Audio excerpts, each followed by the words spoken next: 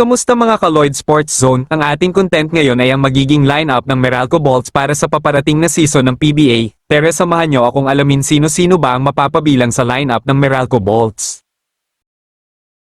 Bago tayo magsimula, huwag kalimutang mag-subscribe at like para lagi kang updated sa mga latest upload natin. Number 20 Raymond Almazan Center. Closer, runs into Abay. He stretches for the figure roll. Dating magkakampi itong Eric at Almazan. Now they're trying to duel each other as Almazan shuts the door. Sensation 2 points, one-handed slam dunk. Service 0 na. Raymond from D. Finally gets the Bolts on the board. A dangerous pass there. Cross court. This will have to be a little bit quicker. Stockton on the spin. There's a switch. Stockton inside. Arana loses it. Blocked by Almazan. You know, way taller than their height. Because he can do that. I didn't expect, that he definitely surprised me the way he has also been bullied. Number 6 Chris Banchero Guard. For the win! 5 to work with. Banchero with the daylight! Yes! Super play ulit ng Meralco. Almost nowhere to go for Dario. Nice drive by Banchero. I love it. Yun yung magle-level up sa'yo. Yes, natapat mo yun. That's basketball for you, diba? Yes, we've seen a lot of them, for those guys. Oh, this got his head turned. And a steal. Banchero. Oh, that's a long three for Chris Banchero. Winkler hat. Number 33 Brandon Bates Center. He's up inside. Whoa, wow. What a play there by Meralco. Okay, but take a look at this play. Yusuf gets it to Torres, and Torres spoon feeds it to Brandon Bates. Scoreboard was just a little slow. It's 7 points for Bong Quinto. A triple and 2 mid-range jumper and block comes from Bates. Yusuf will step out of bounds on this possession. What a great block there by Brandon Bates. Banchero at the top of the key uses the screen from Bates. Bates on the roll. Bates and one against Junior. What a move here. Very mobile move, very balanced. Athletic move here coming from Brandon Bates. Number 17 Anjo Karam Guard. Tapos, June 3. Punta tayo sa Baliwag, Bulacan. Where our si Mayor Fernie Reyes will be hosting. So, directing traffic. May na-screen kay Pascual. Karam, tough shot. It's good. Para dito kay Anton Karam. Using on your front court. And to make sure na hindi ka mananalo dun sa top. So this one, they're basically giving the first possession to crowd. I watched him. Pag Jolo Mendoza, all 5 foot something of him. He's got what, 8 rebounds already. Did not turn the ball over. Amin Bulanadi. Woman si Anjo Karam, one of the players that really steps up and efficient scorer from anywhere on the floor. Number 5 Meralco 3-time best import Allen Durham forward. 7 Meralco starting power forward Clifford Hodge. Gusto kamay ng mga white chips. Hodge gets the basket, biggest son of a cloud. Being at the right space and positions.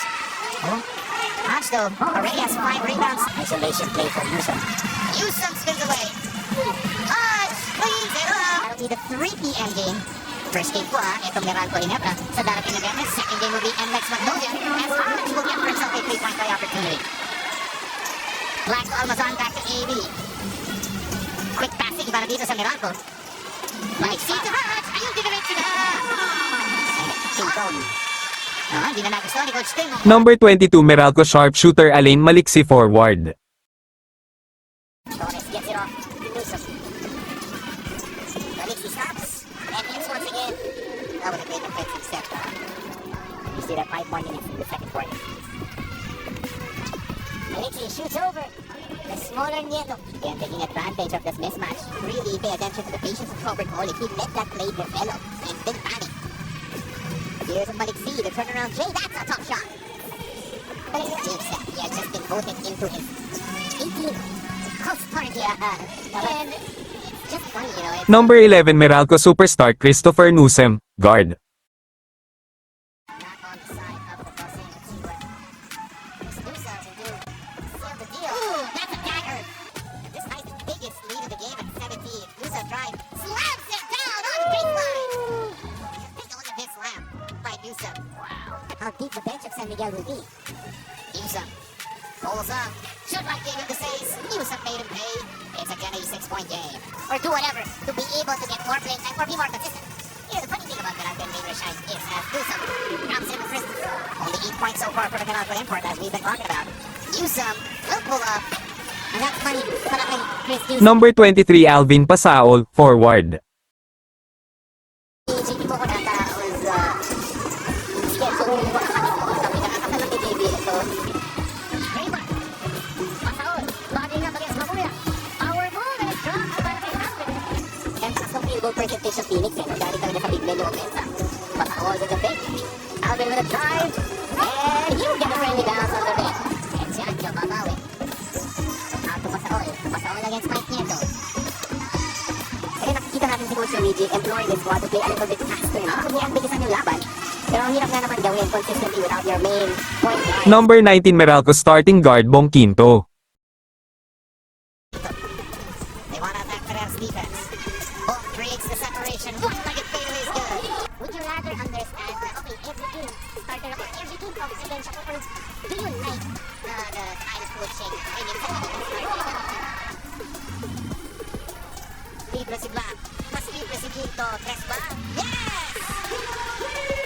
Ganang ka naman ang Meralco! At one point of the quarter, do we see James yet again? Because, like we said earlier, Meralco was about to break the game open second quarter. Number 29 Meralco bigman Norbert Torres. Establish the defense. Frankie Johnson to Norbert. Norbert, just inside the three-point line. Hindi tira rin mula sa labas. Opportunity sa labas. At malaki, binigay kay Norbert Torres. A push shot is good. 3 points right away here in the second half for Paul. Norbert will hit as well. Gets it back. Two-man game at Norbert. Cross-court pass. Quinto thought about it. Nice baseline. Back to Torres. The wide open jumper is good para kay Norbert Torres.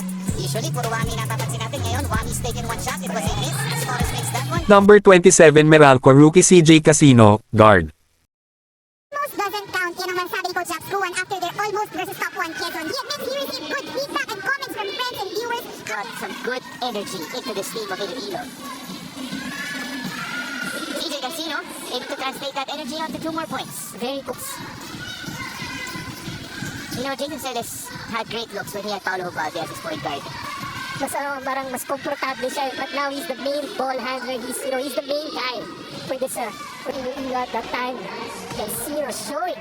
He can shoot it from the outside. Salamat sa mga patuloy na sumusuporta sa ating channel at susuporta pa. Malapit na tayo sa 5,000 subscribers mga ka-Lloyd Sports Zone. Bago matapos ang ating video, huwag kalimutang mag-subscribe at like para lagi kang updated sa mga latest upload natin. Salamat!